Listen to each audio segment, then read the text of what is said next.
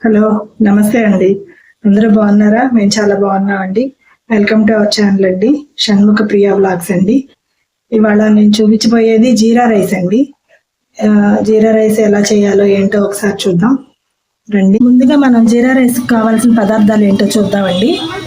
జీలకర్ర, షాజీరా, చెక్క, లవంగం, అల్లం వెల్లుల్లి పేస్టు, బిర్యానీ ఆకు, ఇది అనాస పువ్వు, స్టార్ పువ్వు, ఇవన్నీ మనకి ఇష్టమైతే వేసుకోవచ్చండి, లేకపోతే లేదు.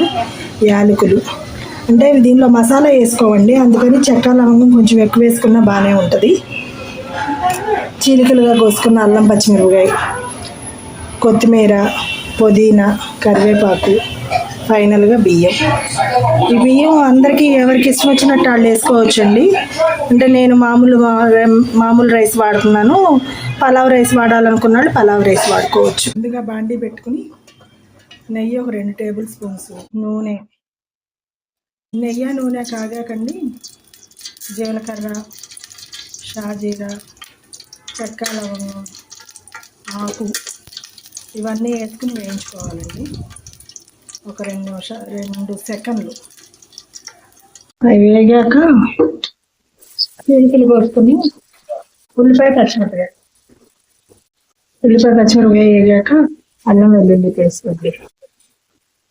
అల్లం వెల్లుల్లి పేస్ట్ కూడా వేగిన తర్వాత అండి బియ్యం, కడుక్కొని పెట్టుకున్న బియ్యం వేసేసుకొని ఒకసారి తిప్పుకుని, మీరు పలావ్ రైస్ కనుక వాడుకునేటట్టయితేనండి, పలావ్ బియ్యం వాడుకుంటే పలావ్ బియ్యం ఒక పావు గంట నానబెట్టుకోవాలండి. ఇవైతే నానబెట్టుకోవాల్సిన అవసరం లేదు. నానబెట్టుకుంటే బాగుంటుంది రైస్. ఈ మామూలుగా మనం ఇంట్లో వాడుకునే బియ్యం అయితే నానబెట్టుకోవాల్సిన అవసరం ఏం లేదు.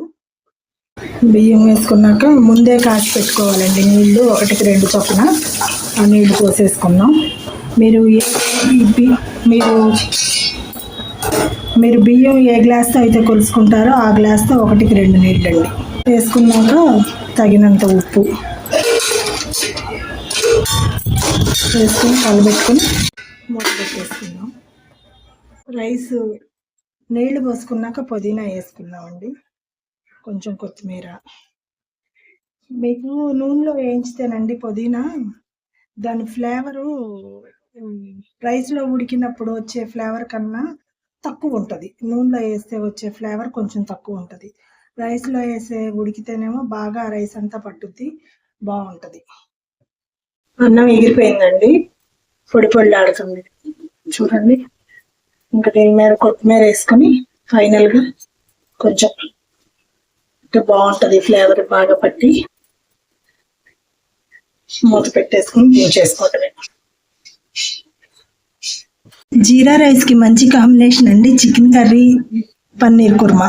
పన్నీర్ కుర్మా అయితే ఇప్పుడు నేను చేయలేదులేండి, నాన్ వెజ్ చేశాను. ఇదిగోండి, ఈ 2 కాంబినేషన్ చాలా బాగుంటుంది. పన్నీర్తో కూడా చాలా బాగుంటుంది. ఇంకోసారి చేసి మరో వీడియోలో అది మీకు చూపిస్తాను.